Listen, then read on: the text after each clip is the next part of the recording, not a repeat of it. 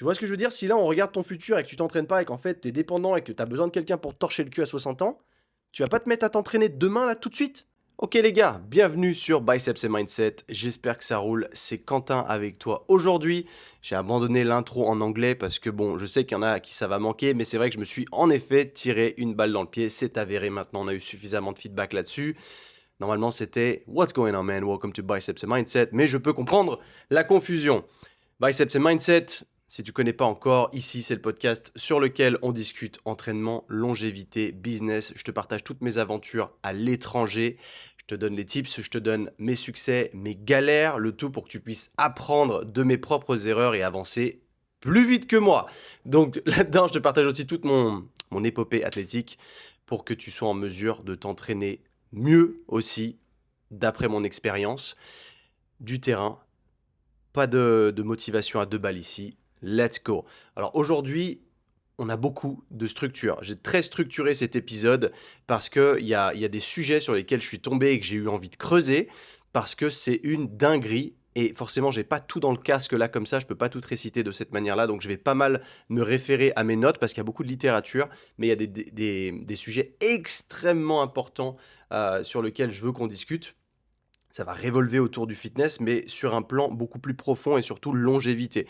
Je me rends compte à quel point plus je prends de l'âge, plus cet aspect longévité m'attire. Non pas que je vais devenir un biohacking expert, parce que ça, je trouve que c'est dans l'exagération aussi, puisqu'aujourd'hui, les biohackers ont des routines à rallonge de 5000 trucs, des bains froids, des machins. Ok, le commun des mortels n'a pas le temps pour ces conneries, mais si on peut focaliser sur certaines choses et comprendre les grands principes, plutôt que de simplement appliquer des choses parce qu'on les voit sur Instagram, parce que notre influenceur préféré qui habite à Bali, qui est loadé avec du cash et qui du coup n'a rien d'autre à foutre que te dire que les bains froids, pardon, c'est la meilleure fontaine de jouvence, mais il t'explique pas pourquoi, parce que même lui, il sait pas pourquoi, il le fait juste parce que c'est trendy et c'est cool. Voilà, il y a une vraie réflexion derrière ça.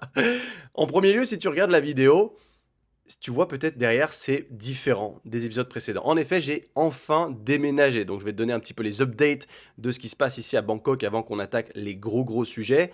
Déjà, tu vois, le petit micro, je le tiens dans ma main parce qu'il y avait des travaux et c'était très chiant et ça se mettait à taper dans le mur et tout. Et je me dis, merde, mec, si. Enfin, je vais essayer que vraiment ça pick up que ma voix parce que j'ai pas envie qu'à mi-chemin, il y ait des bruits de perceuse et tout ça. S'il y en a, je m'en excuse par avance.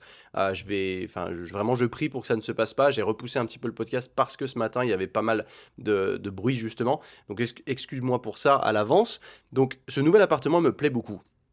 Il est plus minimaliste, c'est exactement le même, mais 2 étages au-dessus. Ok, c'est un appart qui est pas très grand, ça fait à peu près 34-35 mètres carrés, mais pour moi c'est parfait ici pour être dans ma petite bulle de travail, d'autant que si tu as suivi les épisodes précédents, tu sais que dans mon building, bah, il y a un coworking tout en haut, donc si jamais j'ai besoin de sortir de l'appart pour aller bosser ailleurs, j'ai pas besoin d'aller dans un café et payer un café ou autre, je peux aller bosser dans le coworking, donc c'est assez exceptionnel, j'adore vraiment ce que Bangkok m'apporte au jour le jour, je suis très content d'être ici.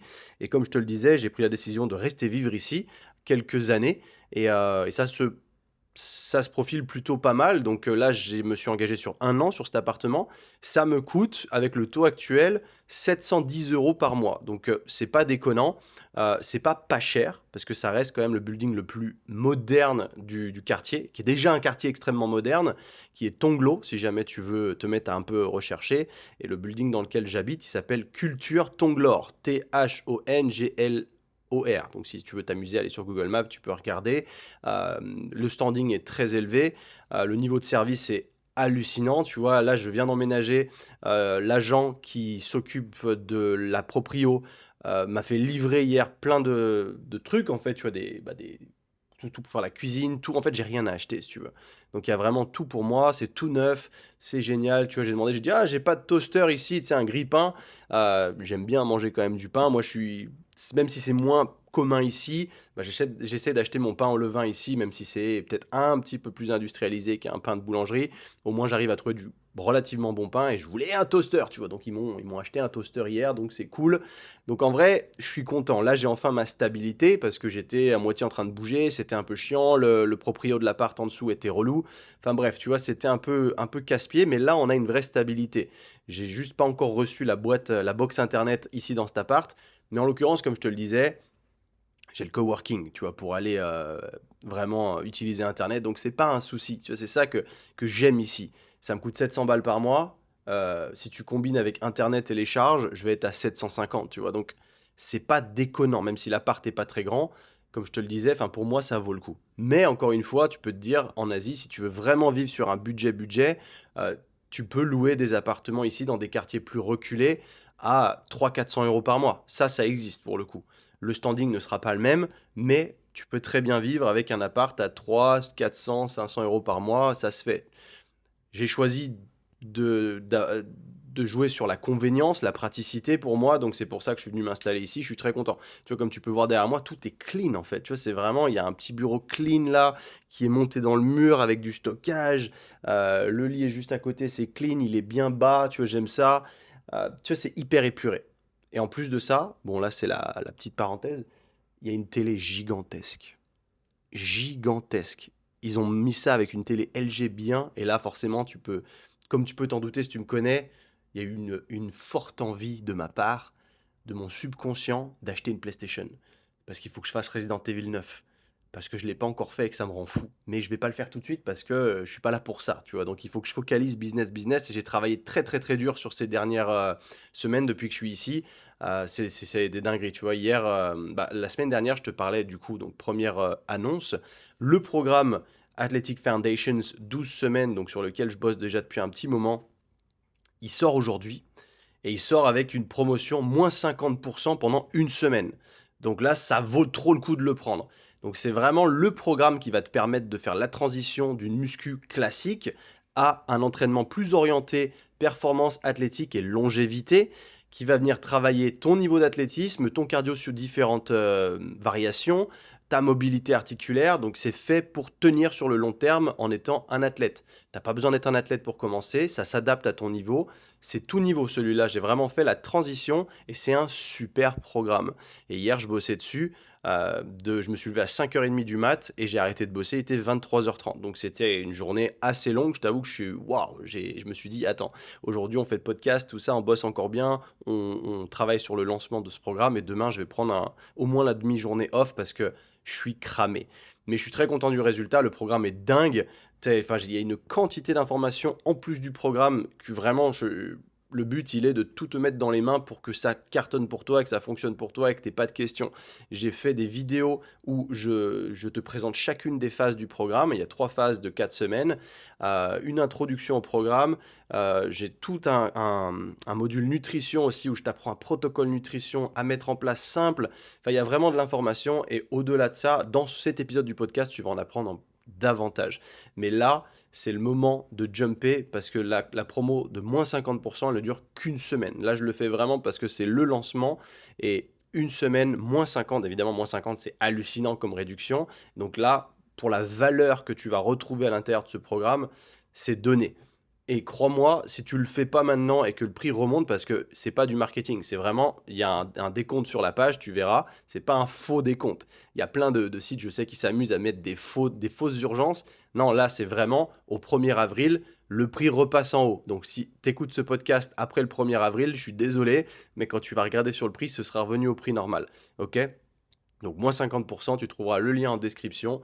Merci pour ta confiance si tu décides de sauter le pas aujourd'hui. D'autant plus que tu as accès à vie. Tu le commences quand tu le souhaites. Donc tu peux le prendre maintenant, le commencer le mois prochain ou quoi. Au moins tu l'as sécurisé, tu l'as au prix moins 50%. Et puis tu peux t'éclater. Et c'est un programme sur lequel tu vas pouvoir progresser fort. J'ai mis un test en fin de programme. Donc à la semaine 12, tu as un test particulier qui va mesurer tes niveaux de force et tout. Enfin, c'est génialissime. Bref, ça c'était la première annonce. La deuxième update, il concerne les coachs. Donc là, j'ai bossé fort sur des différents domaines, comme tu peux t'en douter. L'application Jimmy, donc le fameux School of Fitness. Quand je dis school, c'est SKOOL. Donc c'est un logiciel, si tu ne connais pas, qui permet d'héberger des formations et créer des communautés. Et nous, on a créé le School of Fitness, donc où tu as tout cet aspect-là, mais tu as aussi l'aspect coacher tes clients avec le tracking de programme, etc. Donc c'est ça sur lequel je travaille depuis plus d'1 an maintenant avec mon acolyte Nazar, qui lui est digne de confiance. Et on lance la bêta cette semaine. Donc hyper important, si tu es coach, clique sur le lien en dessous, rejoins le groupe WhatsApp, c'est extrêmement important parce qu'on n'ouvre que quelques places pour tester la bêta. C'est évidemment gratuit, mais on a besoin de feedback très très très vite pour pouvoir accélérer. Ok, donc ça c'est la deuxième annonce. La troisième annonce, après, il n'y en a plus, hein. Je suis pas là, je suis pas un vendeur de tapis non plus. Les fameux shorts Athletic Way sur lesquels je bosse depuis des mois, sur lesquels je suis vraiment passionné. C'est un side project, comme tu le sais. Je devais recevoir le dernier sample là cette semaine. En l'occurrence, il n'est pas encore parti, donc il est terminé. Donc ça veut dire que les précommandes vont pouvoir démarrer, la page est déjà faite, etc. Mais moi, je ne veux pas ouvrir les précommandes tant que j'ai pas le dernier sample dans les mains. Donc je pense que j'ouvrirai les précommandes la semaine prochaine. Parce que malheureusement, les douanes, alors là, ça recommence à faire du bruit dans le mur, j'espère que ça va pas s'entendre, ça me fait chier. Je suis désolé. Qu'est-ce que je voulais dire? Les précommandes, oui, alors, pardon, j'ai perdu le fil à cause de ça. La douane taille est extrêmement chiante. Donc, ce qui fait que si tu envoies ton colis via DHL ou quoi, tu te fais poncer. En gros, c'est un coût à payer plus de 100 euros pour recevoir le sample, tu vois. Donc, ça me fait bien chier. Donc, j'ai demandé de faire différemment, tu vois, de leur dire d'envoyer via un autre système pour que ça me coûte beaucoup moins cher, parce que dans tous les cas, je vais payer quelque chose. Mais je veux être sûr de recevoir le truc et de pas me faire éclater accessoirement, mais de l'avoir dans les mains, de l'étudier, de dire, ok, c'est bon, c'est bon. Enfin, c'est pas le premier sample, tu vois, j'ai déjà fait plein, mais là, je suis serein sur le fait que ça va être parfait, mais il faut que je l'ai dans les mains pour dire, ok, c'est bon, on peut ouvrir les précommandes. Comme je te le disais aussi, les précommandes, j'ai une certaine target en tête. Si jamais on n'en vend pas assez, eh ben, je rembourserai tout le monde et tant pis, c'est pas grave, et on passera à autre chose. Je serais déçu, évidemment. Je compte sur vous là-dessus. Je sais qu'il y en a beaucoup d'entre vous d'ailleurs qui m'ont contacté, qui sont méga chauds de m'en prendre, et merci beaucoup. Vous serez pas déçus, c'est un short de malade, hein, vraiment pour. Au-delà du fait de s'entraîner avec, c'est un short que tu peux porter tout le temps, qui est vraiment trop bien foutu, trop bien pensé. Tu verras sur le site toutes les caractéristiques que j'ai fait développer. Et la grande différence comparé à des mecs qui s'amusent à juste prendre des shorts white label et qui mettent leur logo dessus, c'est que moi j'ai absolument tout créé. C'est moi qui ai choisi le blend, c'est moi qui ai choisi la coupe, c'est moi qui ai choisi tous les petits détails. Et je veux vraiment faire un truc cool. Je suis passionné par ça. Et à la base, je l'ai fait pour moi, mais je me dis, bah tant qu'à faire, en faire profiter la commu. Le but, il n'est pas de me faire un gros billet là-dessus. Il est surtout d'être juste rentable. Déjà, c'est déjà pas mal. Et je vais faire des packs. Donc, tu as un pack de 1, 2 et 3. Tu as deux coloris. Donc, tu as le black on black, le stealth. Donc, en fait, il est noir avec les logos en 3D en noir dessus. Enfin, gris foncé. Et tu as le white on black. Donc, le short sera toujours black parce que c'est l'essentiel. C'est avoir un short noir, c'est la base. Et les logos sont en 3D en blanc dessus. Ok, donc tu as l'opportunité du coup d'en prendre des packs de 2, de 3. Et évidemment, plus t'en prends, moins c'est cher. Dans tous les cas, j'offre les frais de port. Voilà, c'est pour moi. Donc là, on va commencer à discuter sur les gros sujets d'aujourd'hui. Je suis désolé, c'est l'aspect life. Il y a eu beaucoup à raconter aujourd'hui. Aujourd'hui, donc, on va rentrer dans le fitness. J'ai deux gros chapitres à te raconter, enfin, à discuter avec toi aujourd'hui. Il y a une classification de 10 choses que tu ne fais probablement pas bien pour optimiser ta longévité et tes progrès sur le long terme. Tu en as des plus basiques que d'autres. J'ai fait vraiment un listing, mais il y a des points dedans qui sont beaucoup trop importants et qui, moi, m'ont passionné et je me suis mis la tête dedans pour aller fouiller dans les études et tout ça. Et c'est exceptionnel de comprendre ces concepts-là. Parce qu'on te raconte beaucoup de choses sur les réseaux sociaux. Tu vois beaucoup de ouais, si tu perds pas de poids, c'est parce que t'es pas en déficit, etc. Sache que ça, ce sont des raccourcis. Ça refait du bruit dans le mur. Vraiment, j'espère que ce petit micro, il va capter que ma voix. Mais tu vas voir à quel point ça peut être totalement faux. Et c'est une vraie catastrophe parce qu'aujourd'hui, la plupart des coachs entre nous, la plupart, je vais peut-être pas. Bref, beaucoup de coachs sont des blaireaux sur les réseaux sociaux. Pardon. Là, il y en a beaucoup qui n'ont fait que du BPGEPS, qui sont pas allés plus loin, qui aujourd'hui coachent la ménagère de 45 ans qui est un peu désespérée, qui prend du poids. Et c'est tout parce que ce sont des cibles faciles. J'en ai déjà parlé, mais qui du coup n'ont très peu de bases scientifiques sur lesquelles se baser, entre guillemets, mais qui ont très peu d'expérience là-dessus et qui ne creusent pas non plus le sujet. C'est pas parce que tu as un BPGEPS que tu es compétent. Ok, c'est vraiment important à comprendre. Moi, je ne cesse de me former, et d'autant plus sur des facteurs qui permettent de jouer sur la longévité. Moi, ça m'intéresse énormément, et tout ce que j'apprends, si je peux te le retranscrire en le vulgarisant un maximum, bah, c'est tout l'objectif. Ok? Donc là-dessus, on va discuter de grossièrement les 10 pires erreurs que tu puisses faire, euh, qui t'empêchent, si tu veux, de progresser aujourd'hui. Je sais que vous êtes beaucoup, et c'est marrant parce que j'ai eu pas mal d'appels récemment avec certains d'entre vous qui du coup m'ont parlé de leurs problèmes, et c'est généralement, on révolve toujours autour des mêmes sujets, et du coup je vais en profiter pour en discuter, enfin pour te parler de tout ça, et aussi je vais sortir un de ces sujets-là pour aller un peu plus en détail, parce qu'il est vraiment trop important. En fait, si tu veux, sans rien te spoiler, c'est le facteur prise de sang. On va démarrer là-dessus, tu sais quoi? Pourquoi pas? Il fait partie des erreurs, mais le facteur prise de sang est vraiment trop important, et je me suis vu à conseiller ça à beaucoup de gens récemment, parce que c'est quelque chose que moi je fais depuis des années, mais qui n'est pas... Attends, je vais me mettre en mode... je commence à recevoir des messages, donc je vais hop, mettre en mode ne pas déranger, comme ça je suis tranquille, ça me distrait pas. Je veux rester focus là-dessus, parce que ce sont des sujets extrêmement importants. Et aujourd'hui, tu te tires une énorme balle dans le pied si tu ne fais jamais de prise de sang. Je sais qu'en France, c'est problématique, parce que quand tu vas chez le médecin pour faire une prise de sang, ces blaireaux te demandent pourquoi. Et ça me rend fou en fait. Et là, il y a eu certains d'entre vous que j'ai eu au téléphone en l'occurrence, et qui m'ont dit exactement ça. C'est que quand tu veux en savoir plus sur tes niveaux hormonaux, pour savoir comment tu fonctionnes ou quoi, les gens, enfin les médecins osent te demander pourquoi.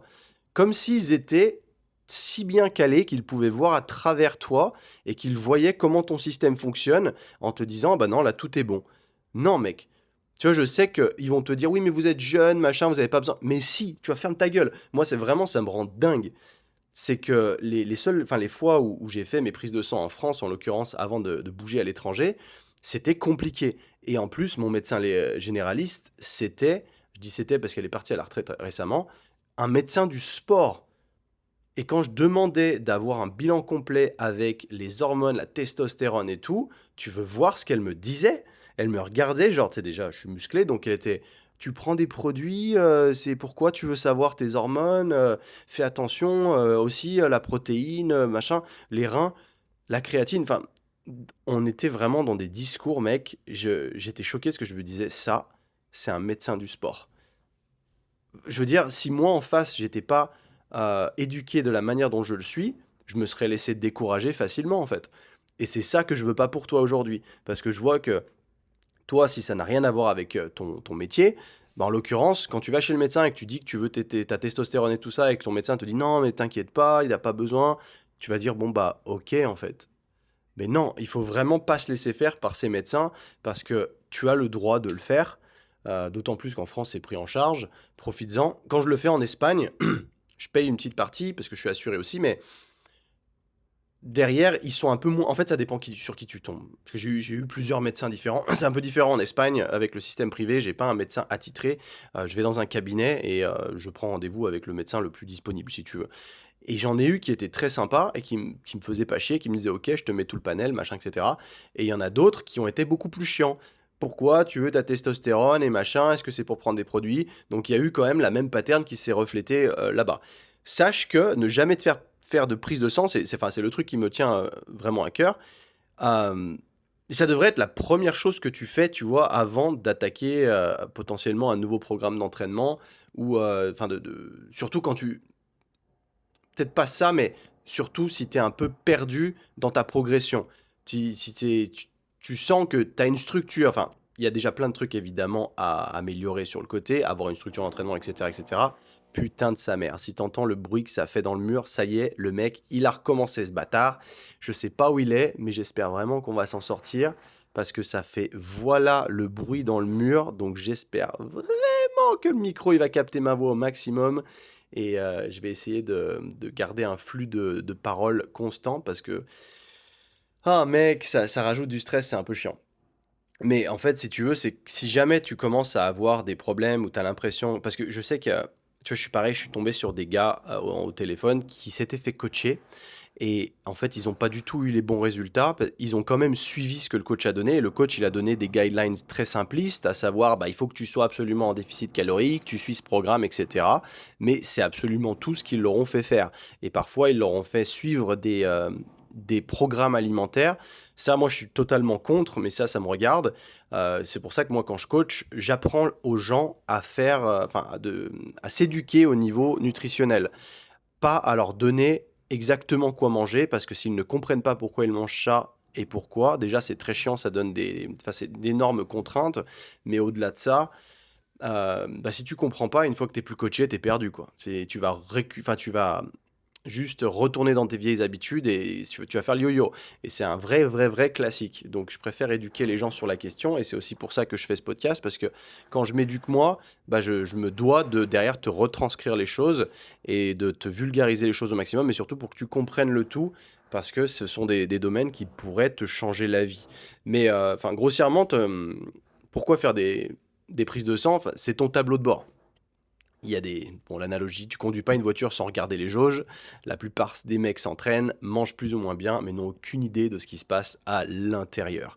Et ça, c'est une réalité. Aujourd'hui, si tu as plus de 30 ans ou que tu t'en rapproches ou quoi, je t'invite impérativement à faire une prise de sang au minima tous les ans, tous les 6 mois si tu peux le faire. Moi, aujourd'hui, je le fais tous les 6 mois et ça me rend grandement service parce que je peux étudier les choses, je peux me rendre compte de ce qui va pas et derrière, je peux me supplémenter. Je parle pas de prendre de la testo ou quoi, mais me supplémenter. Par exemple, j'ai pris du bore, donc un élément, ça s'appelle BOR, du bore, pour voir si ça allait jouer sur mes niveaux de testostérone. Ça a joué sur mes niveaux de testostérone. Donc, tu vois, le fait d'avoir des datas, ça te permet de prendre des compléments. Parce qu'aujourd'hui, il y en a trop d'entre vous qui se rabattent sur les compléments alimentaires en se disant: ah, ok, lui, il a dit qu'il fallait prendre ces compléments alimentaires-là, je vais les prendre et je me sentirai mieux. Sauf que si tu peux pas traquer les datas, en fait, ça sert à rien. Tu ne peux pas traquer ce que tu ne peux pas traquer, tu vois, donc c'est complètement con. Si tu fais pas tes analyses de sang auparavant, eh ben, tu n'auras pas de base de données à la base. Tu sauras pas sur quoi te baser lorsque tu auras pris ces fameux compléments. Tu ne sauras pas si ça aura eu un effet, mis à part l'effet placebo que tu auras eu dans ta tête parce que un tel influenceur chargé t'aura dit de prendre ça, tu vois. Donc attention, vraiment, faites une prise de sang, mais je vais te dire aujourd'hui ce que je te conseille de demander à ton médecin lorsque tu y vas. Chaque médecin est différent. Certains vont t'aider dans cette démarche-là, certains vont aller à l'encontre. Donc attention, et la plupart de mon expérience vont aller à l'encontre. Donc c'est là où il va falloir ne pas se laisser marcher sur les pieds, dire si, je veux ça, ok, respectez mon choix, c'est ce que je veux aujourd'hui. La dernière prise de sang que j'ai fait en Espagne, j'ai eu de la chance, je suis tombé sur un médecin qui vraiment m'a compris et m'a fait un bilan ultra complet, au-delà de mes espérances, et j'ai eu de la chance. Mais là-dessus, parce que bilan complet, attention, en France, certains vont te faire un petit bilan de merde, certains vont te faire un gros bilan. Euh, il faut que toi, tu précises les biomarqueurs que tu veux vérifier déjà dans un premier temps. Alors la base, déjà, le profil hormonal, tu vas demander la testostérone libre et la testostérone totale. C'est extrêmement important d'avoir ces deux-là, parce que quand tu vas demander la testo, tu vas avoir juste la testostérone totale. Et en vrai, c'est pas assez. Parce que tu peux avoir un niveau de testostérone total très haut, et du coup, tu vas être comme un ouf. Je parle ça si t'es un mec, hein, parce que je sais qu'il oui, y a pas mal de femmes aussi qui écoutent le podcast, mais là, en l'occurrence, testostérone, c'est plutôt bon, le level pour les hommes. Euh, Vous êtes quand même à 75% des hommes à m'écouter aujourd'hui. Mais en tout cas, si t'es une fille et que c'est pour ton copain ou quoi, tu vois, mais c'est important de lui faire savoir. La testostérone totale, pourquoi c'est pas suffisant? Parce que, sans rentrer dans les détails, que même moi je ne saurais pas assez bien te décrire la chose, tu as un élément qui s'appelle le sex hormone binding globulin, donc SHBG. Quand tu vois sex hormone, tu as l'impression que c'est trop bien. Et moi, le mien était super haut. Et je me disais, ah, trop bien, sex hormone, trop bien. Et en fait, non. C'est un truc qui s'attache à ta testostérone totale. Et en fait, si au plus c'est haut, au plus ça veut dire que ta testostérone libre, elle est faible. Donc en fait, c'est pas bien. Donc le but, il est d'augmenter ta testostérone libre, justement. Ça, en l'occurrence, le bore était supposé m'aider avec ça. OK, c'est juste un exemple. Mais ça veut dire que quand tu demandes ta testo, pense bien à demander ces 2-là. Il faut que tu demandes aussi ton taux de cortisol, OK, pour savoir comment il se situe. C'est un indicateur de stress chronique. On a tous des pics de cortisol dans la journée, mais il y en a à certains moments où c'est pas, enfin, il est bien le matin quand tu te lèves, c'est un taux d'alerte, mais quand on a toute la journée, c'est pas OK. OK? Si tu dors mal, il est probablement tout le temps élevé et c'est pas ce que tu veux parce que c'est l'hormone aussi qui va à l'encontre de ta testo, ce qui fait que si tu as un taux de cortisol élevé tout le temps, bah, ta testostérone, elle va avoir tendance à se casser la gueule. Donc si le problème, il est que quand tu as une testostérone basse, bah, tu vas perdre du muscle plus facilement, hem, tu vas être de mauvaise humeur, tu vas faire des pics d'humeur, tu vas être aigri, tu vas mal te sentir dans ta peau, tu auras moins confiance en toi, tu auras moins de libido. Enfin, en fait, c'est une cascade. Mec, la testostérone, c'est indispensable. C'est pour ça qu'aujourd'hui, la TRT, donc le Testosterone Replacement Therapy, est si élevée dans le milieu anglo-saxon. C'est que tous les mecs qui commencent à se sentir comme ça à partir de 35 ans, bah, ils se picousent, tu vois. Et moi, je pourrais le faire aujourd'hui, mais j'estime que mes niveaux naturels sont suffisamment élevés et j'ai pas envie de me piquer 2 fois par semaine. Ça casse les couilles. Je connais des gars qui le font, ils kiffent très bien. Mais moi, enfin, pour le moment, je suis vraiment pas prêt pour ça. J'y pense réellement, tu vois, me dire, ok, peut-être à 45 ans, ça fera du sens. Parce que moi, le but, il est pas d'utiliser ça pour tricher et être plus musclé et de compenser un peu ma malbouffe, parce que je connais pas mal de gens qui le font pour ces mauvaises raisons. En tout cas, c'est subjectivement ce que je pense. Moi, je veux le faire dans un optique de longévité. Si vraiment à 45 ans, je commence à me sentir mal et que naturellement, c'est compliqué à élever mes taux de testostérone, eh ben, je le ferai, tu vois. Et de toute façon, je serai toujours transparent sur la question. Derrière, tes niveaux de thyroïde, donc TSH, T3, T4, ça régule ton métabolisme. La thyroïde, on n'en entend pas assez parler. C'est aussi très pertinent pour les femmes, ok? Si ta thyroïde tourne au ralenti, tu brûles moins au repos. Donc, c'est directement lié euh, au déficit calorique, par exemple.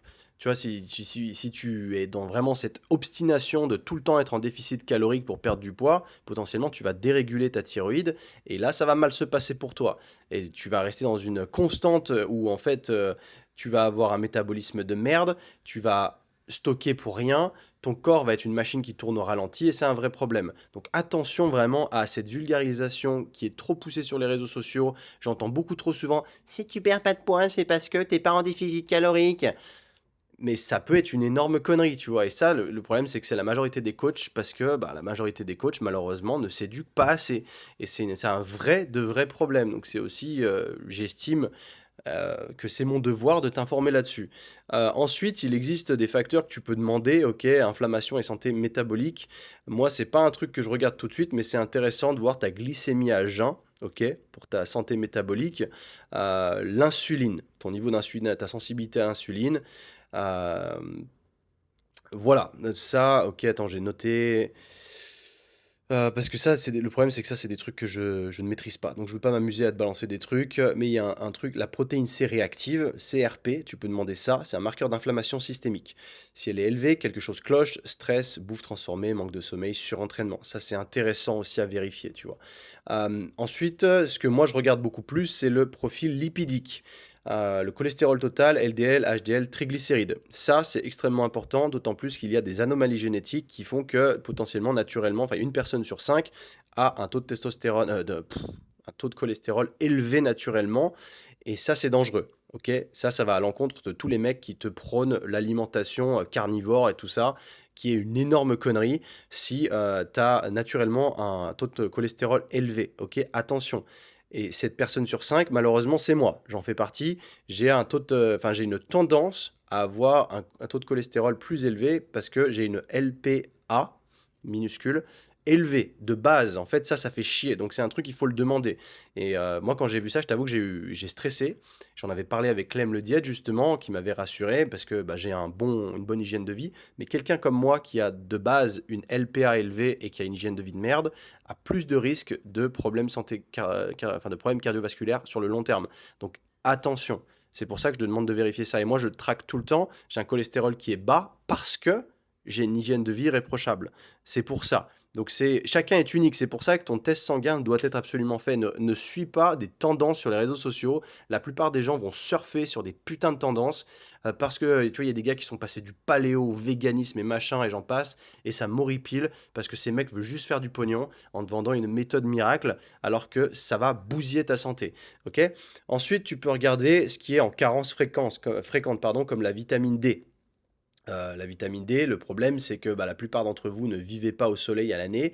Et même si c'est le cas, tu vois, il y en a plein qui vivent au soleil, mais qui sont tout le temps à l'intérieur parce qu'il fait même trop chaud, en l'occurrence, tous les gars à Dubaï ou quoi.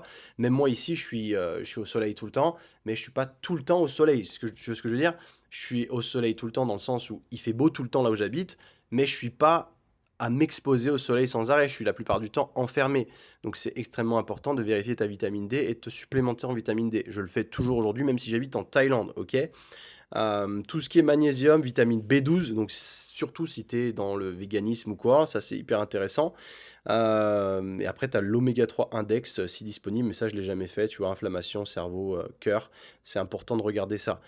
Euh, pour lire tes résultats, à la limite, moi je préfère, limite, il faudrait limite que je fasse que je propose une prestation de lecture de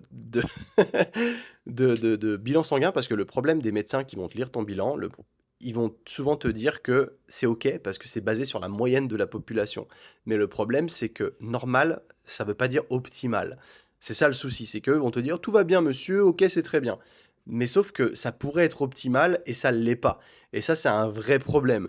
Et là, dis-toi que la majorité enfin la moyenne en tout cas de la population, c'est des gens qui sont sédentaires, qui sont en surpoids, qui sont stressés. Donc, être dans la norme, ça veut, en vrai, ça veut juste dire que t'es pas malade, mais ça veut pas dire que t'es en bonne santé. Tu vois ce que je veux dire? C'est, ah ok, average, c'est pas ouf. Mais voilà, donc fais attention à ça. Par exemple, les taux de testostérone, tu vois, moi quand j'ai vu mon taux, il était dans la moyenne. Ça m'a frustré, mais depuis que je fais des tests de testo, j'ai toujours été dans la moyenne.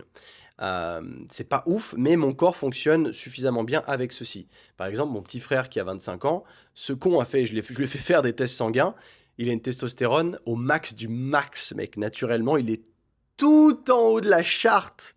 Tout en haut. Le bâtard, quand j'ai vu ça, j'ai fait putain. Je me disais que t'avais des petits excès de confiance de temps en temps, hein. Et n'empêche que ça joue sur tout ça. Et naturellement, bah, il a une fourchette très haute. Tu vois, t'as la fourchette en NG par DL, enfin décilitres. Par exemple, testo à 350, c'est considéré comme normal. Moi, la mienne, elle est située entre à peu près à 450.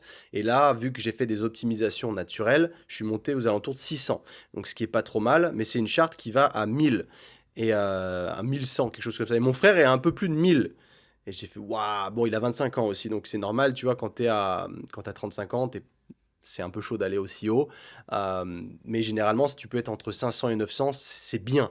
Mais si tu te retrouves à 300-400 et que ton médecin te dit c'est dans la moyenne, dis-lui d'aller niquer sa grand-mère, tu vois, parce que putain, c'est. Je suis désolé pour la vulgarité, mais c'est. Mec, je te jure, moi ça me frustre parce que c'est ce qu'on m'a dit en fait les premières fois. C'est pour ça que je te dis ça et que ça me casse un peu les pieds. Mais tu dois vraiment aller te faire prescrire et la lecture de la prise de sang, tu dois la faire faire par quelqu'un de compétent. Si c'est pas moi, fais-le avec quelqu'un de compétent, mais ne demande pas au médecin. Parce que le médecin, comme je te l'ai dit, lui, son but, c'est de te garder dans la moyenne. Il s'en bat les couilles d'optimiser. Il n'est pas là pour ça. Tu peux aller voir un endocrinologue, qui lui sera peut-être plus dans l'optimisation, tu vois, mais gars, ton médecin généraliste, en vrai, il s'en bat les couilles. Il va te dire que c'est OK. Et ça me pose un problème. OK? Donc ça, en tout cas, c'est vraiment le gros sujet sur lequel je voulais parler en termes déjà, le premier gros sujet, c'est les prises de sang. Le deuxième, il va aller, on va taper le deuxième sujet tout de suite, c'est rester en déficit calorique trop longtemps. C'est là où vraiment j'ai poussé les recherches et que je suis allé dans la littérature. Donc là, tu m'en veux pas, mais je vais faire beaucoup de lectures en l'occurrence. Enfin, je vais essayer de survoler un peu le truc, mais je veux être sûr de ne pas dire de conneries surtout. Et c'est un domaine qui me passionne parce que, tu vois, comme je te disais, tout le monde dit si tu perds pas de poids, c'est que t'es pas en déficit. La phrase la plus répétée du fitness, c'est une version ultra simplifiée de la réalité. Ok? Ça, c'est ce qu'on entend extrêmement souvent. Mais pense une chose, c'est que ton corps, c'est pas une calculette. Ok, c'est un organisme de survie, c'est la biologie. Et quand tu baisses tes calories, les premières, donc si tu n'as jamais été dans un déficit calorique, quand tu vas commencer à le faire, ça va fonctionner, il n'y a pas de souci. Par contre, être dans un déficit calorique trop important de manière prolongée, donc au-delà de 3 mois par exemple, 8 à 12 semaines, ok, c'est là qu'il va y avoir ce qu'on appelle évidemment, ça c'est débunké aussi partout, mais ton corps là, il y a vraiment un aspect panique et c'est ce mode survie entre guillemets qui est très comment contesté sur les réseaux sociaux. En réalité, ça existe. Moi, je te le dis clairement, ça existe. Il y a plein de gens qui sont là, le mode famine, ça n'existe pas, c'est juste que t'es pas en déficit calorique. Sauf que le mode famine, mon pote, il existe vraiment. C'est que t'encules ton métabolisme, t'abîmes ta capacité à générer de l'énergie. Donc t'abîmes tes mitochondries, ok? Et ça, c'est extrêmement important à comprendre parce que la plupart des coachs sont des charlots. Vraiment, je te dis ça, je sais que si t'es coach aujourd'hui et que tu m'écoutes, tu n'es pas un charlot, mais la plupart le sont. Ou si tu racontais ce genre de conneries, maintenant tu sais que c'est pas vrai. Ok, vraiment, j'insiste là-dessus parce que c'est une réalité. J'ai eu ma période de merde où j'ai défoncé mon métabolisme pour ces mêmes raisons. Ok, j'ai connu beaucoup de gens dans mon entourage qui ont fait exactement ça. Ok, Euh, c'est une réalité. Les premiers mois, ça fonctionnera toujours. Si vraiment tu as été en maintenance ou en surplus calorique pendant très longtemps et que là tu commences à aller taper dans ton déficit, ça va marcher. Ok, mais derrière, si tu le fais trop longtemps, voilà ce qui se passe. Cascade hormonale se déclenche, le cortisol monte, c'est ton hormone de stress, donc on en a parlé précédemment. En excès chronique, elle dit à ton corps de stocker, surtout au niveau abdominal pour les hommes, ok? Dès que tu es en déficit, donc tu es en déficit, mais tu stockes quand même. La testostérone chute, ton corps considère que la reproduction n'est plus prioritaire en mode famille, en mode famine, ok? Donc ce qui fait que tu produis moins de testostérone. Pense bien à ça, parce que la testo, c'est quand même ton hormone de fertilité, de reproduction, parce qu'on est des humains, et que le but, il est enfin c'est le but en tout cas ultime de l'être humain de base, c'est de se reproduire. Ok, on a des petits virus qui veulent se reproduire. C'est ça. Donc si jamais tu es en déficit calorique à mort, bah, ce genre de fonctions de base, elles vont commencer à s'éteindre, si tu veux, parce qu'il va dire, ok, il faut que je te maintienne en survie déjà avant que tu puisses te reproduire. Donc ta testostérone, on va la faire baisser, ok. Donc l'hormone de croissance aussi chute, et c'est elle qui aide à brûler le gras et préserver le muscle. Sans elle, tu brûles du muscle au lieu de brûler du gras, tu deviens skinny fat. Et ouais, on en a déjà parlé de ça. La thyroïde ralentit, elle régule ton métabolisme de base. Donc, encore une fois, comme je te disais, le métabolisme, tu peux le faire se casser la gueule si tu as des problèmes de thyroïde. D'où l'importance de faire une prise de sang. Quand elle tourne au ralenti, tu dépensais potentiellement 2000 calories au repos, maintenant tu en dépenses 1500. Donc ton déficit en est même plus un. Tu vois ce que je veux dire? En fait, ok, le raccourci là, il est... Donc ton métabolisme s'est cassé la gueule. Donc maintenant tu es à 1500 calories de calories brûlées au lieu de 2000. Donc si tu en manges que 1700 en pensant être en déficit, ok, dans la logique des choses, t'es pas en déficit.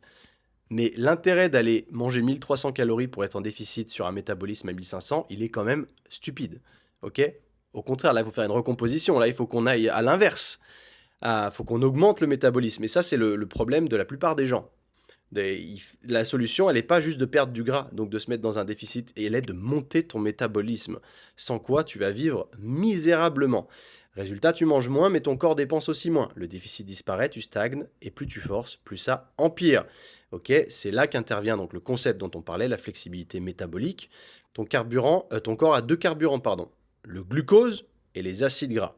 Un corps sain, c'est passer de l'un à l'autre automatiquement. Ok, donc quand tu as un bon métabolisme, ton corps utilise ces zones, ces réserves énergétiques, donc le glycogène et le gras. Le matin à jeun, il brûle du gras. Bon, ça, ok, ça, ça m'a sorti ça, mais après un repas, il switch au glucose. Alors ça, par contre, je sais pas si j'aurais dû te le dire, parce que j'ai pas relu mes notes assez bien, j'ai survolé si tu veux. Mais bref, ça, je sais pas si c'est vrai ou pas. Pendant une marche, du gras pendant un sprint, du glucose, ce switch se fait tout seul. Ok. Alors tout ce que... Peut-être que c'est vrai, hein, mais tout ce que moi je suis pas sûr et certain, je préfère pas te le dire, parce que sinon tu vas dire oui, mais il a dit que le matin ça brûlait du gras et après un repas ça switch au glucose.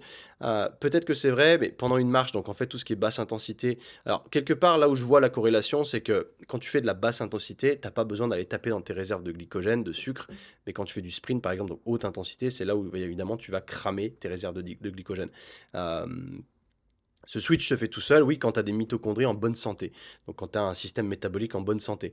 OK, donc sauf que chez la plupart des gens, ce switch est cassé. Leurs mitochondries, donc c'est ce que je te disais, les centrales énergétiques de tes cellules musculaires sont devenues dépendantes au glucose. Elles ne savent plus brûler le gras. C'est possible aussi. Pourquoi c'est cassé? L'alimentation ultra transformée fait que le corps a toujours du glucose dispo, il n'a jamais besoin de taper dans les graisses. Le stress chronique maintient le cortisol élevé qui favorise l'utilisation du glucose. Le manque de sommeil amplifie tout. Ok, ça c'est la base. Le sommeil c'est la putain de base, on en reparlera après. Et le manque de cardio zone 2 fait que les mitochondries ne sont jamais stimulées à utiliser les graisses. Ça c'est intéressant. Ok, et ça je te dis, j'ai fait plein de... Ce que j'ai fait c'est que j'ai regroupé plein d'études et que j'ai tout mis.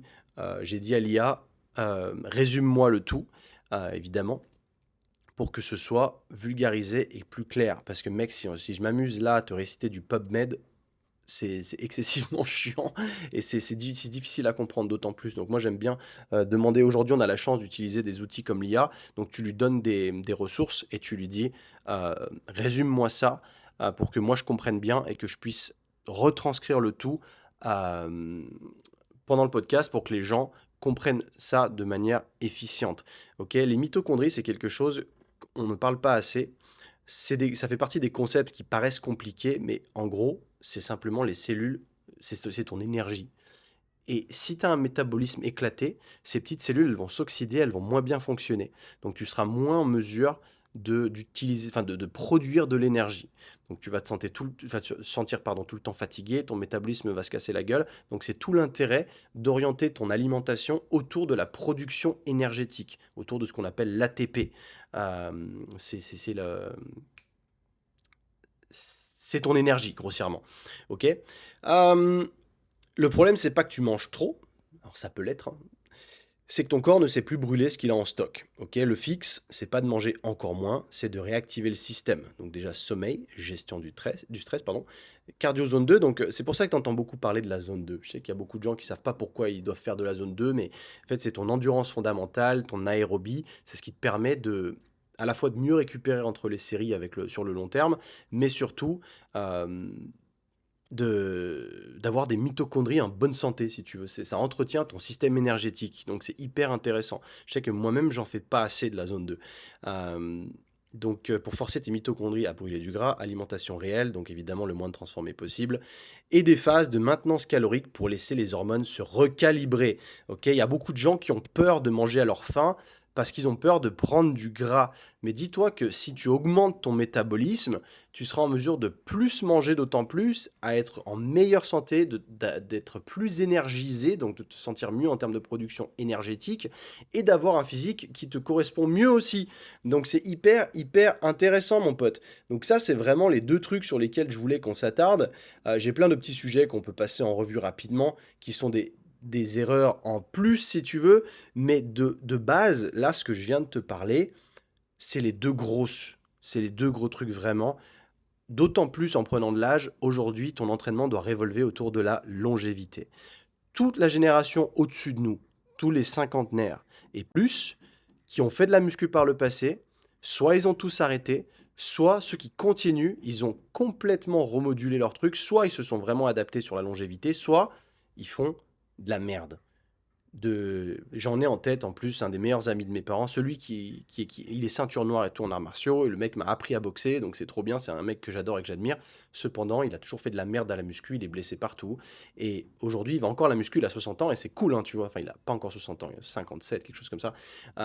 Mais il va à la muscu, mais aujourd'hui c'est nul en fait, il n'y a plus d'intensité, il n'y a plus rien, c'est que de la machine, parce que bah, il a tellement de douleurs, il sait pas comment les régler, et il veut juste aller vite fait à la muscu, histoire de se dire: «Je vais toujours à la muscu», mais il a plus de physique, tu vois? C'est malheureux, mais il a une force brute encore parce qu'il fait toujours des arts martiaux, mais tu vois, ça m'attriste et c'est la génération d'au-dessus. Pareil, tu vois, mon beau-père, le père de mon petit frère, il va à la muscu encore. Il fait de la merde, tu vois, il fait de la merde. Ça me rend dingue. Il est toujours là à faire des splits, les bras, le dos, le machin, parce qu'il est de la Golden Era, que c'était, voilà, ce qui marchait à l'époque. C'est pas ce qui marchait, mais ça marchait chez les mecs dopés à la chimie, évidemment.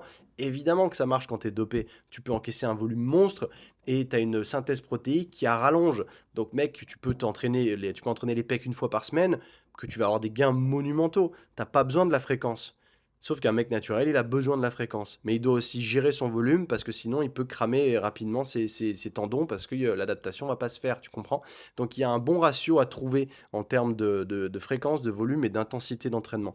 Euh, mais voilà, donc grossièrement, si tu arrives à gérer ça, que tu fais tes prises de sang et que tu les checks, que tu t'entraînes autour de la longévité, etc., je plug encore une fois le programme Athletic Foundations qui va t'apprendre exactement ça. Donc si tu combines une bonne nutrition, un bon sommeil, un stress de niveau relativement bas, enfin gérable, je dis ça mais je suis hyper stressé, fais des prises de sang 1 à 2 fois par an, euh, tu oublies cette notion de rester en déficit calorique toute ta vie et tu combines avec un bon entraînement, longévité, performance athlétique, Athletic Foundation, mec, ta vie elle va être cool.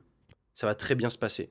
Là, tu prends confiance en le processus, tu arrêtes de overcompliquer les choses et de changer de programme toutes les 5 minutes. Ok, ça c'était un point que je voulais aborder. Parce que entre les gars qui s'entraînent sans programme, qui s'entraînent du coup à l'instinct, ça vaut rien. Vraiment, c'est traquer ta progression sur le long terme. Plus tu vas prendre de l'âge, plus c'est pertinent de traquer. Tu peux t'entraîner à l'instinct quand tu débutes et que tu as 20 ans, parce que dans tous les cas, tu vas avoir des gains. Ok, il faut vraiment le comprendre. Mais quand tu as emmagasiné des années d'entraînement, que tu as été constant ou pas, si tu t'entraînes sans structure, il va plus rien se passer pour toi et ça va juste te dégoûter. Et tu vas être frustré, te dire ah, je m'entraîne, je mange bien, je comprends pas, j'ai pas de résultat. J'en connais des comme ça, hein. J'en connais plein, plein. Bah voilà, ils s'entraînent sans programme, ou ils vont au CrossFit une fois de temps en temps, machin, ok, au CrossFit c'est trop bien, je vais me faire éclater pendant 1 heure. Mais mec, quand tu vas au CrossFit, il faut comprendre un truc, c'est que les coachs du CrossFit, ils ont une structure, ils s'entraînent avec un programme structuré. Les WOD qu'ils te font faire, ils changent toutes les semaines, c'est parce que pour pas que tu t'ennuies, pour que tu sois un peu ok, tu as l'impression d'avoir fait ton sport, mais en vrai, c'est pas du tout fait pour une progression long terme. Sauf les box, il y a quand même de très bonnes box de CrossFit, attention, qui ont une programmation cyclée qui te fait progresser si tu y vas les bons jours. Pas si tu vas un jour faire une classe de gymnastique, un jour une classe d'haltéro, un jour un WOD. Ça marche pas. Je suis désolé de te le dire, ça ne marche pas. Ok? Au-delà de ça, faire le même split depuis 5 ans. Si tu fais la même chose depuis 5 ans, il y a un moment, ton corps, il s'est adapté. C'est fini. Ok, il se passe plus grand-chose. Tout ce qui est vraiment, j'insiste, ces 2 points vont de pair. C'est un peu l'opposé, mais les résultats sont les mêmes. S'entraîner sans structure ou s'entraîner sur le même truc depuis 5 ans, il y a un moment, la stagnation, dans tous les cas, elle va arriver, mon poteau. Et en plus de ça, si tes hormones ne sont pas au point, parce que tu n'en sais rien de comment elles se passent, parce que tu n'as jamais fait de prise de sang, donc que tu fasses l'un ou l'autre, les résultats vont être les mêmes, hein. Donc il faut pas t'attendre à progresser là-dessus. Il y a des mecs qui font le même programme depuis des années, ok, ils kiffent, mais bon, les gains sont pas faramineux. Bref. Le fait aussi de ne pas faire de cardio. Alors ça divise aussi pas mal parce qu'aujourd'hui, le fer de lance de pas mal de coachs, c'est je t'ai fait perdre 10 kilos en 2 mois sans faire de cardio. Parce que le cardio, ça fait peur. Mais le cardio, gros, ça doit faire partie de ta vie. Je suis désolé de te le dire, si tu veux vivre en bonne santé dans un état de longévité, il faut faire du cardio. C'est aussi simple que ça. Tu dois faire du cardio, pas faire du hit. Allez, on va faire des burpees et des machins. Aujourd'hui, bon, l'Aerox fait que les gens font un peu plus de circuit training. C'est très bien, tu vois, c'est cool. D'ailleurs, ça m'a bien cassé le cul parce que le week-end dernier, il y a eu Aerox à Bangkok. Donc, je peux te dire que mon gym, tous les jours, il était paqué d'athlètes Aerox qui, du coup, prenaient toute la place et faisaient leurs petites burpees, broad jump, machin, partout, le sled. Je respecte, en vrai, je trouve que l'Aerox, c'est quand même cool, tu vois. Mais putain, que tout le monde fasse ça aujourd'hui parce que c'est trendy, que tout le monde se prenne pour un hybride athlète, ça me fatigue un peu, tu vois. Mais il y en a, ils ont trouvé leur voie. Maintenant, leur contenu Instagram, c'est que de l'Aerox. Trop bien, regarde, je fais de l'Aerox. Ouais, jusqu'à quand? Enfin, c'est. Moi, ce que je veux surtout pour toi, c'est que tu trouves un lifestyle, que tu trouves quelque chose qui te permette de rester animé toute ta vie et pas de faire de l'Aerox pendant 2 mois parce que c'est trendy, tu comprends? C'est cool l'Aerox, mais attention aussi à la dose de stress que tu te mets dans la gueule avec l'Aerox. Parce que faire du cardio, c'est bien. L'Aerox, c'est une balle dans la tête pendant 1 heure, un palpitant hyper élevé tout le long, je l'ai déjà dit. C'est cool, mais n'en fais pas ta vie, mec. Fais de la vraie muscu à côté. Entraîne-toi, de la muscu athlétique. Entraîne ta zone 2. Entraîne ta haute intensité sur des courtes distances, du sprint, ce genre de choses, c'est bien plus bénéfique que de faire de l'aérox, mon pote. Ok, bref. Donc ta base aérobique, c'est ce que je te disais, donc ça détermine la capacité récupérée entre les séries. Un mec qui a du coup un bon niveau de cardio, donc une haute VO2 max, il récupère plus vite entre les sets, donc il peut s'entraîner plus rapidement aussi. Donc tu gagnes du temps, hein. Et le cardio améliore aussi ta variabilité de fréquence cardiaque. C'est ce que tu as déjà vu peut-être sur les Whoop et tout ça, le HRV, le Heart Rate Variability, qui est un des meilleurs prédicteurs de longévité. Donc plus tu as un HRV haut, dis-toi que plus tu es en bonne santé. Ok, t'as un cœur plus efficace, entre guillemets. C'est-à-dire que tu as une meilleure, tu vois, regarde, un truc que personne te dit, un cœur plus efficace égale une meilleure circulation sanguine dans tes muscles, égale un meilleur pump naturel, égale un meilleur apport en nutriments aux fibres musculaires. Ok, le cardio aide la muscu, il ne la détruit pas. Ça, c'est extrêmement important à garder en tête. Ok, le facteur suivant, c'est dormir. Ok, arrêtez de croire que dormir 5-6 heures, ça passe. Ça passe pas, gros. Si tu dors 5-6 heures par nuit et que tu me dis que c'est ok pour toi, ça ne l'est pas. Ok, donc déjà, essaye d'améliorer ça. Une seule nuit à 4, voilà ce que la littérature dit, ok. Une seule nuit à 4-5 heures de sommeil réduit ta testostérone de 10 à 15%. Sur une semaine de dette de sommeil, c'est l'équivalent de 10 ans de vieillissement hormonal. Relis cette phrase. Autre chose, la majorité de ton hormone de croissance est libérée pendant le sommeil profond, dans les premières heures de la nuit. Les cycles circadiens favorisent le sommeil profond entre 22h et 2h du matin. Alors ça, c'est intéressant. Si tu dors à 1h du mat et que tu te lèves à 6h, même si tu as dormi 5 heures, tu as probablement raté la fenêtre de sommeil profond. Ça, c'est un concept que j'ai jamais trop compris, je t'avoue. Pourquoi est-ce que le fait d'aller se coucher à 22h et pas à minuit, genre, tu as un meilleur sommeil entre 22h et minuit qu'entre minuit et 2h du matin? J'ai jamais trop compris ça. Je vais creuser davantage, parce que pourquoi les heures font la différence? Est-ce qu'il y a un truc avec la lune? J'en sais rien. Mais c'est bon à savoir. Et c'est la réalité, c'est que là, en ce moment, je travaille beaucoup. Je dors moins, je me couche plus tard, et je le sens quand je me réveille, je suis fatigué. Et pourtant, j'ai dormi 7 heures cette nuit, et je me suis réveillé pulvérisé. Donc, en effet, il faut que j'essaie d'aller me coucher plus tôt. Sauf que vu que j'ai un décalage horaire, je dois bosser un peu plus tard généralement. Donc, c'est vrai que tu vois, hier, j'ai bossé jusqu'à 23h30, mec. Donc, on va essayer de réduire le tout petit à petit, baisser un peu la pression, et je t'en dirai des nouvelles. Mais essaye rien que pour toi, hein. Je sais que les gars qui bossent la nuit, ils sont souvent déphasés, et c'est pas pour rien. Dernier truc que personne réalise, la lumière bleue de ton téléphone supprime la mélatonine pendant 90 minutes. Scroller au lit, c'est retarder ton endormissement de qualité d'1h30 sans le savoir. Tu crois que tu dors à minuit, en réalité ton cerveau s'endort vraiment à 1h30. Ça fait mal. Ça fait mal. Il y a un outil aujourd'hui que tu peux mettre en place, que je t'ai déjà parlé de ça il y a déjà des mois, c'est les lunettes orange. J'en avais acheté une paire, j'ai fait l'erreur de l'oublier. Donc j'en ai pas ici, et je le ressens, parce que les écrans me butent le soir. Parce que les lunettes anti-lumière bleue, les lunettes transparentes anti-lumière bleue, ça ne sert à rien, ok? Qu'on se le dise entre nous, ça ne sert à rien. En revanche, les lunettes orange ou rouge, pour le soir, c'est top. À partir du coucher du soleil, mettre ça, je te conseille de commencer avec les oranges, parce que les teintes rouges, c'est dur à supporter. C'est vraiment, si tu regardes un film avec les teintes rouges, mec, waouh, bonne chance. Les oranges, c'est un peu plus supportable, ça laisse passer une infime partie du V, mais c'est quand même ok. Ok, c'est les UV là-dessus? Je viens de me rendre compte que j'ai peut-être dit une connerie. Ok, c'est les UV que ça filtre? Enfin, je sais plus. Bref, en termes de filtre, c'est genre 96%, les rouges, c'est genre 99%, tu vois, de filtre. Donc les rouges, c'est mieux, en effet, tu dors mieux avec les rouges. Enfin, le mieux, c'est d'avoir les deux, comme ça tu t'habitues ou quoi. Mais ça, c'est un truc important. Et là, je te fais une petite passe décisive à mon pote Aurélien Roy, qui a sorti sa marque de lunettes orange. Miro, getmiro.com. Franchement, je vous invite à le faire. Je vais lui demander qu'il me fasse un code promo, le salaud, quand même, parce que si jamais vous voulez vous procurer une paire de lunettes, je vous invite à le faire chez lui, parce que de ce qu'il m'a dit, j'ai pas pu tester encore parce que je suis en Thaïlande, mais je me suis dit que j'allais lui en prendre une paire quand je rentrerai en Europe. C'est que apparemment elles sont bien. Ok. Le meilleur supplément du monde, c'est 7-8 heures de sommeil. Voilà, c'est gratuit, c'est tout. C'est tout. Ensuite, on a quelques petits points rapides, mais je crois on a plus ou moins tout passé, mais je vais passer rapidement, mais c'est des sujets sur lesquels on traite beaucoup, tu vois. Ne pas manger, enfin arrêter de manger transformé, évidemment, ça c'est un classico, mais je vais pas m'arrêter là-dessus. Le fait de pas travailler ta mobilité articulaire, mec, ça c'est un vrai problème aussi parce qu'avec le temps, tu perds. Tu as un truc que presque personne réalise, tu perds en moyenne 10% de ton amplitude articulaire par décennie après 30 ans si tu ne l'entretiens pas. C'est-à-dire qu'à 50 ans, tu as déjà perdu 20%, à 70, tu n'arrives plus à lever les bras au-dessus de la tête. C'est l'âge qui fait, enfin, c'est pas l'âge qui fait ça, c'est l'inaction.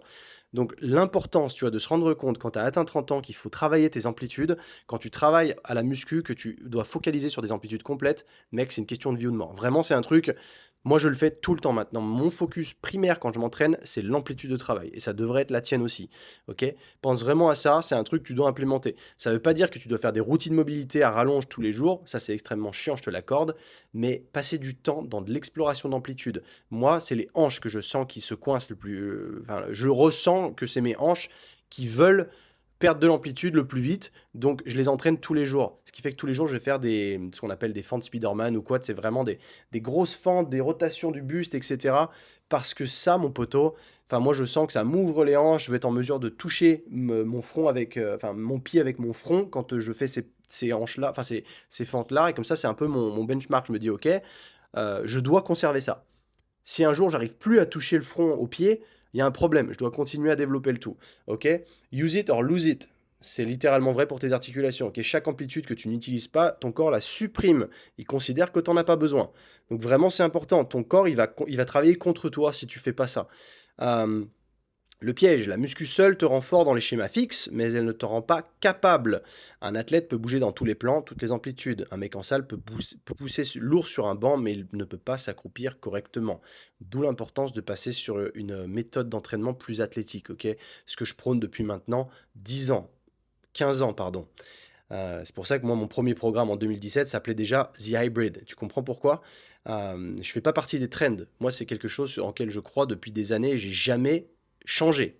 Ok, j'ai jamais modifié le tout. C'est hyper important.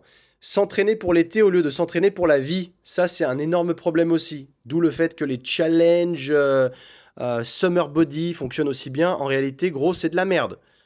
Tu dois t'entraîner toute ta vie. Tu dois putain t'entraîner toute ta vie, gros.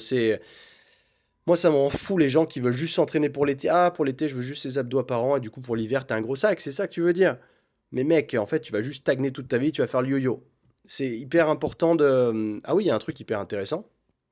Le yo-yo d'entraînement est pire que de ne rien faire pour certaines. Quoi?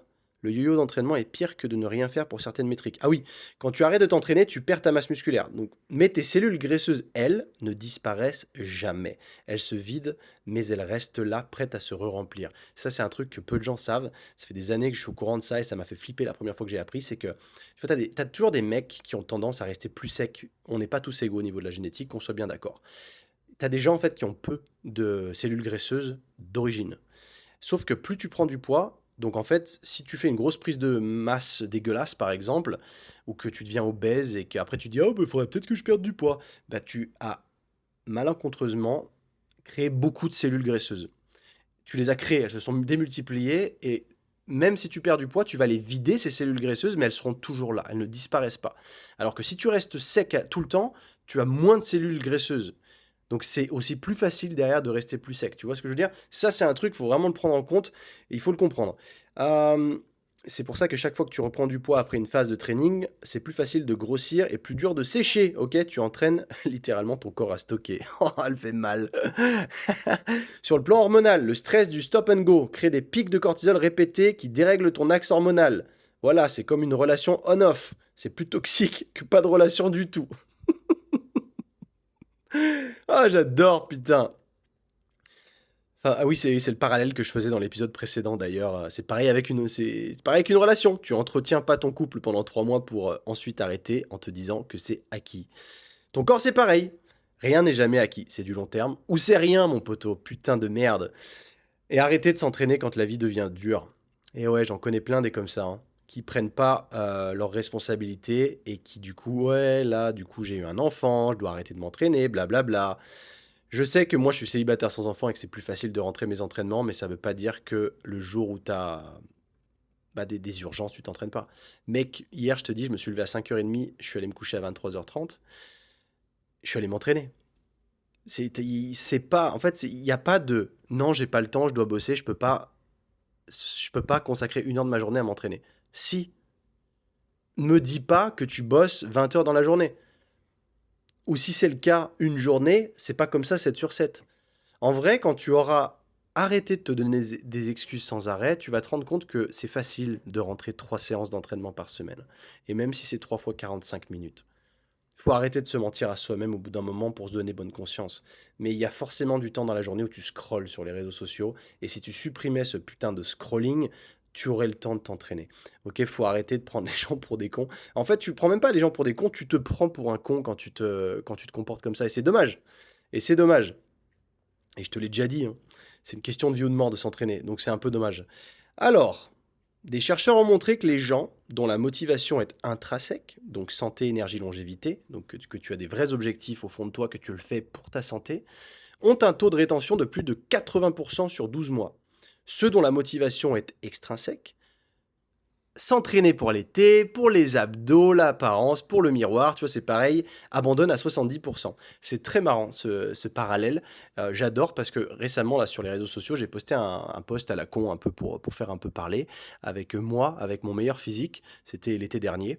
Et j'ai mis plein de phrases genre j'ai pas de meuf, la vie est belle, machin, etc. Et ça, c'est un post qui a bien marché, mais il y a eu évidemment beaucoup de critiques et tous ces gens sont extrêmement cons. Et c'est trop dommage pour eux parce que dedans, t'as des mecs qui essayent de faire les philosophes à dire ouais, aujourd'hui les gens ne s'entraînent plus que pour le miroir, machin. C'est comme le trou du cul là qui a dit la génération Thibaut non, InShape, Teubé InShape là. Mon Dieu, ce ramassis de conneries. Ah, c'est waouh! C'est en fait, c'est des gens, ils comprennent rien à rien. Parce qu'on voit la différence là, comme je te le disais. La motivation, quand elle est intrinsèque, que tu sais pourquoi tu le fais pour ta santé, ton énergie et ta longévité, tu stick to the program, tu vois, tu restes dessus. Alors que si t'es, comme ils le décrivent eux, que tu le fais pour le miroir, les abdos, les meufs, tout ça, bah en fait, bizarrement, il y a un taux d'échec de 70%. Ah ouais, ah bah comme c'est bizarre. Donc voilà, en fait, ton pourquoi, quand tu t'entraînes, il devrait te faire peur. C'est pas je veux des abdos. Parce que si tu veux des abdos, t'en bats les couilles en fait. C'est pas assez fort comme pourquoi. Parce que en fait, tu vas te dire que tu arrives très bien à vivre sans avoir un six-pack. Alors que si tu te dis si j'arrête, je vais finir diabétique, impuissant potentiellement, j'arriverai plus à bander, bordel, dépressif et dépendant à 60 ans, bah ça te fait bouger. Tu vois ce que je veux dire? Si là on regarde ton futur et que tu t'entraînes pas et qu'en fait t'es dépendant et que t'as besoin de quelqu'un pour te torcher le cul à 60 ans, tu vas pas te mettre à t'entraîner demain là tout de suite? On est d'accord ou pas? Voilà. Voilà pourquoi je dis tout ce que je dis. Donc les gars, ça fait 1 heure qu'on discute. J'espère que vous avez apprécié cet épisode. Encore une fois, chopez le programme Athletic Foundations. Moins 50% pendant une semaine. Faites-moi confiance, c'est un programme de ouf. Accès à vie, une fois que tu l'as acheté. Donc si tu le démarres pas demain, même si tu es déjà en train de faire quelque chose, au moins prends-le au meilleur prix. Tu te le gardes de côté. Et quand tu auras fini ton programme que tu es en train de faire, bah, tu l'attaques et là tu vas dire fuck yeah man. J'aurais dû commencer ce genre de programme plus tôt parce que la philosophie elle est exceptionnelle. Je crois à fond dans ce que je fais. Je le fais pour les bonnes raisons. Je vous souhaite une bonne journée, les gars. On a fait un bel épisode aujourd'hui. J'espère que tu as retenu beaucoup de valeur. Partage cet épisode, laisse une review 5 étoiles, s'il te plaît, sur Spotify. Abonne-toi au podcast si tu es sur Spotify ou si tu es sur YouTube. Merci infiniment de m'écouter. Prenez soin de vous et on se retrouve la semaine pro. Peace!